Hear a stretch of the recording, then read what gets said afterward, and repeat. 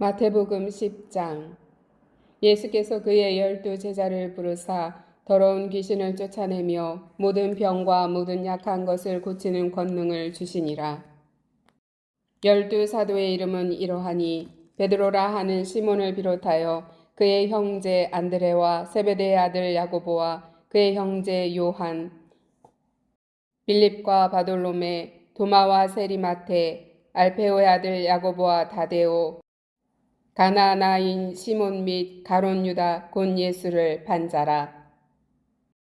예수께서 이 12를 내보내시며 명하여 이르시되 이방인의 길로도 가지 말고 사마리아인의 고을에도 들어가지 말고 오히려 이스라엘 집에 잃어버린 양에게로 가라.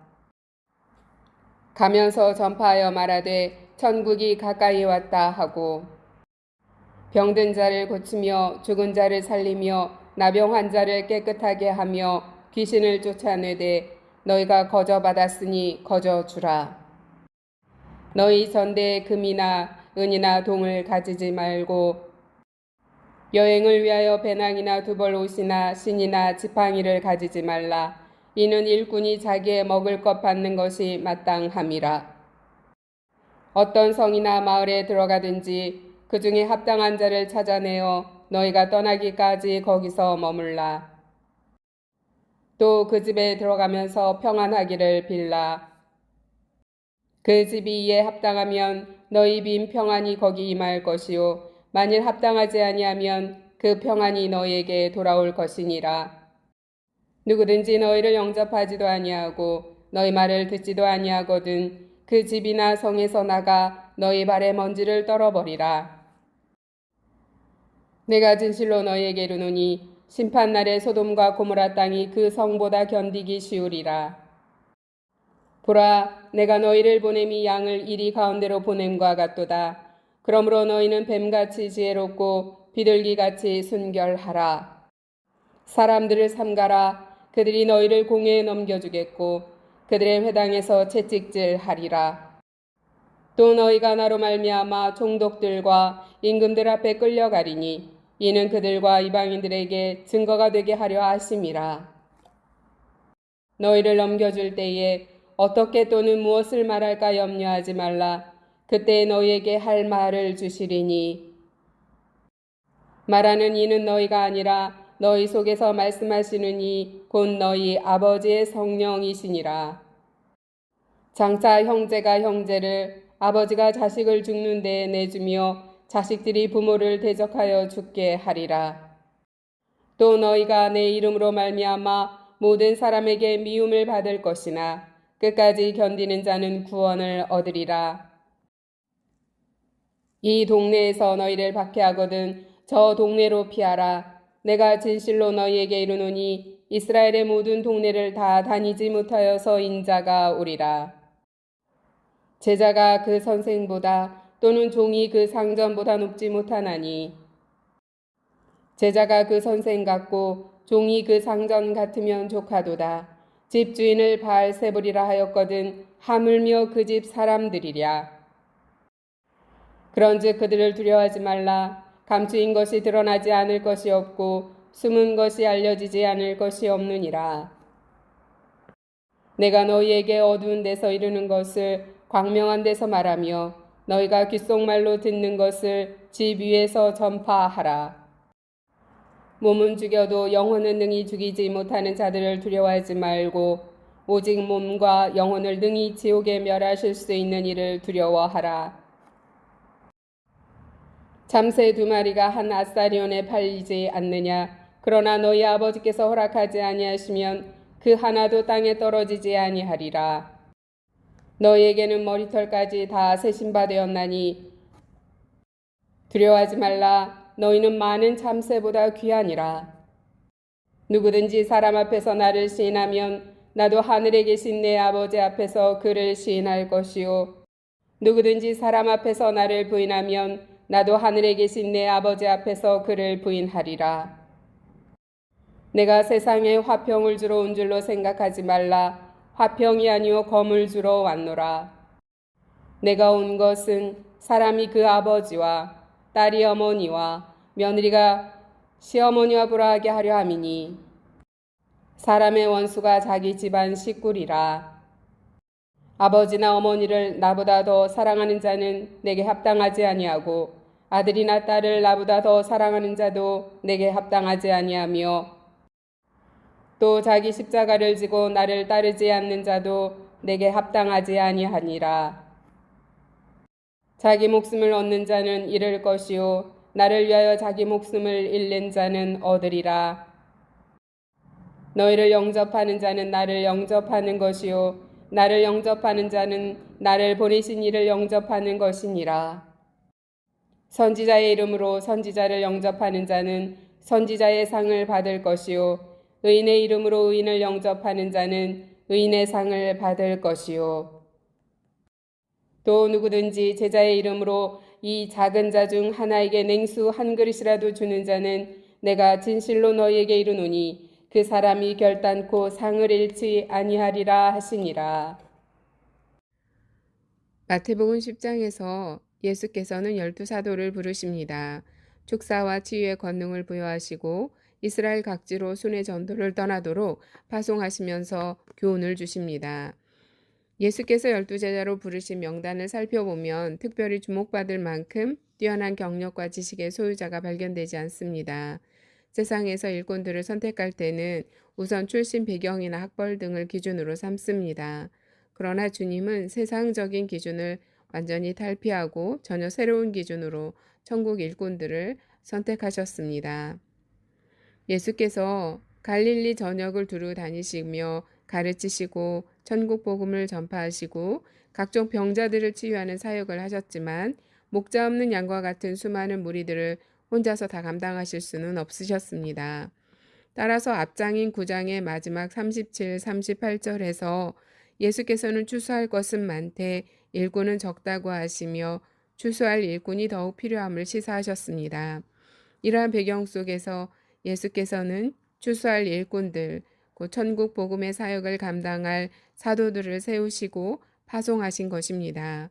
12사도의 임명과 파송은 예수께서 부활하신 후 복음 전파를 주도적으로 담당해야 할 사도들을 훈련시키는 과정이기도 했습니다. 3년에 이르는 예수님의 공생의 사역에 있어서 12사도의 임명과 훈련은 하나님의 구속사에 있어서 실로 중요한 의의를 지닙니다. 예수께서는 공생의 3년의 기간 동안 천국 복음을 전하시고 또 공생의 마지막에 십자가에서 인류의 죄를 대신 지시고 죽으심으로써 인류 구속에 필요한 모든 일을 완수하셨습니다. 그러나 그리스도께서 완수하신 구속사역의 효력이 전 인류에게 미치려면 그분의 사역을 계승하고 확장시킬 자들이 필요하였습니다. 예수께서 12사도를 임명하시고 훈련하신 것은 바로 하나님의 구속사역이 예수의 부활과 승천 이후에 제자들에 의해 계승되고 진행될 것을 시사하신 것입니다. 현대를 살아가는 그리스도인들이나 복음 사역자들은 사도적 지위를 공유하는 것은 아니지만 복음 사역의 계승자이기에 사도적 전통 위에 서 있다고 할 수 있습니다. 5절에서 15절은 전도의 대상과 내용, 전도 사역자로서의 자세에 대한 당부의 내용입니다. 여기서 전도의 대상으로 오직 이스라엘 집에 잃어버린 양에게로 가라고 한정하신 것은 인류 구속 사역의 핵심인 예수의 십자가의 죽음과 부활이 아직 이루어지지 않은 시점이었기 때문입니다. 사마리아와 이방인을 12사도의 선교 대상에서 일단 유보시킴으로써 예수님의 사역의 1차적인 대상이 목자가 없어 유리하는 양으로 운유된 이스라엘 백성에게 있었습니다. 하나님의 인류 구속의 경륜은 천국 복음이 먼저 이스라엘에 전파된 후 이방인에게로 본격적으로 확산되도록 하는 것이었습니다. 제자에 해당하는 마데테스는 배우는 자, 익히는 자라는 의미를 지녔습니다. 따라서 예수께로부터 부름받은 제자들은 다른 사람이 아닌 바로 예수께로부터 구원의 진리와 천국의 비밀에 대해 배우고 그리스도의 제자로서의 삶을 배워야 합니다. 16절에서 39절은 사도들이 전도 사역자로서의 임무를 수행할 때에 직면하게 될 핍박과 고난을 미리 예고하시고 이를 어떠한 자세로 극복해야 하는가에 대한 교훈을 내용으로 하고 있습니다. 전도 사역을 앞에 둔 사도들을 위한 예수님의 교훈은 첫 번째, 사역자들에게는 핍박과 고난이 예고되었다는 사실입니다. 복음의 사역자들은 주님으로부터 권위를 위임받았지만 모든 이에게 환대만 받는 것이 아니라 오히려 많은 사람으로부터 핍박을 받게 될 것이라고 주님은 예고하셨습니다. 복음 사역자들은 사람들로부터의 냉담한 반응과 배척에 민감할 필요가 없습니다. 핍박과 고난이 제자된 삶의 실체라는 것을 아는 것은 그 길을 끝까지 갈 수 있는 진정한 용기와 인내심을 갖게 합니다. 두 번째는 자신의 사역에 보람과 긍지를 가져야 한다는 것입니다. 예수께서는 복음 사역자들을 영접하는 자들이 받을 복을 언급하면서 제자들과 자신과 성부 하나님이 유기적으로 연합을 이루고 있음을 밝히셨습니다. 이는 복음 사역자들을 잘 접대하면 그 접대의 대가로 복을 받는다는 단순한 차원을 넘어서 복음 사역자들이 전하는 복음을 받아들일 때 사람들이 그리스도와 하나님을 영접하는 셈이 되어서 생명을 얻게 된다는 것입니다. 사람들에게 생명의 복음을 전하는 일보다 더 가치 있고 보람된 일이 없을 것입니다. 마지막으로 복음 사역자의 권위는 그리스도로부터 위임된 것이라는 사실입니다. 사도란 보냄을 받은 자라는 뜻입니다. 즉 사도는 보내는 자의 메시지와 권위를 함께 가지고 가서 보내신 자를 대신하여 임무를 수행하는 자인 것입니다. 예수께서는 너희가 거저 받았으니 거저 주어라고 하십니다. 영국의 위대한 설교자 스펄전 목사님은 하나님이 복음을 전하라고 부르시면 비굴하게 굴지 말고 왕이 되어라 라고 말한 바 있습니다. 복음 사역자는 왕이신 그리스도께 위임받은 대사입니다. 따라서 복음 사역자들은 인간의 눈치를 보거나 환경에 위축될 것이 아니라 언제나 당당한 자세로 자신에게 맡겨진 그리스도의 사역을 수행해 나가야 할 것입니다. 제자들은 세상에 보내시는 예수님의 마음은 양을 이리 가운데 보낸 것 같다고 하셨습니다. 따라서 제자들에게 뱀같이 지혜롭고 비둘기같이 순결하라고 명하셨습니다. 제자들이 유대 종교 지도자 및 세상 통치자들에게 핍박받게 될 것을 예고하십니다. 공예나 세상 권력자들에게 붙잡혔을 때 어떻게 변명할지에 대해서 염려하지 말라고 하십니다. 성령께서 제자들의 할 말을 가르치실 것이기 때문입니다. 또한 형제나 부모, 자식들마저도 그들을 대적하리라 예고하십니다. 그러나 끝까지 견디는 자는 구원을 얻을 것이며 핍박을 받을 때에는 피하여 생명을 보존하라고 하셨습니다. 또한 핍박에도 용기와 믿음을 가지고 담대할 것을 말씀하십니다. 생명의 주권이 하나님께 있으며 누구든지 사람 앞에서 예수를 시인하면 예수께서도 하나님 앞에서 그들을 시인하시겠다고 약속하셨습니다. 제자들이 세상과 겪게 되는 여러 가지 갈등과 그로 인한 박해를 피할 수 없다는 것을 강조하시면서 제자들에게는 절대적인 헌신의 삶이 요청된다는 것을 언급하신 것입니다. 뱀처럼 지혜롭고 비둘기같이 순결하라는 말씀을 기억해야겠습니다. 뱀은 위기를 잘 극복하고 숨는 데 명수입니다. 임기응변에 뛰어난 동물입니다. 그러므로 뱀처럼 위기를 맞이했을 때 지혜롭게 잘 피하고 대처하는 지혜를 지녀야 하겠습니다. 또한 비둘기같이 순결해야 세상을 이깁니다. 비둘기는 하나님의 거룩한 제물로 드려진 유일한 새입니다. 성령님도 비둘기 형상으로 비유되어집니다. 불의와 죄와 타협하지 않는 신앙의 순전성을 유지해야 합니다. 성결해야 세상을 이길 수 있습니다.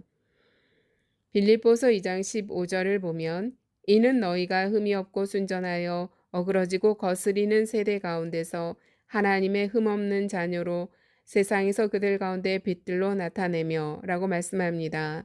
고린도전서 14장 20절은 형제들아 지혜에는 어린아이가 되지 말고 악에는 어린아이가 되라. 지혜에 장성한 사람이 되라 말씀합니다. 예수께서 우리에게 직분을 주시고 여러 재능과 성령의 은사를 주신 목적은 주님의 일을 하게 하기 위해서 우리를 세우시고 하늘에 신령한 은사를 주시는 것입니다. 하나님의 말씀과 성령님을 의뢰함으로 지혜를 지니고 더불어 성결한 복음 사역자가 됩시다.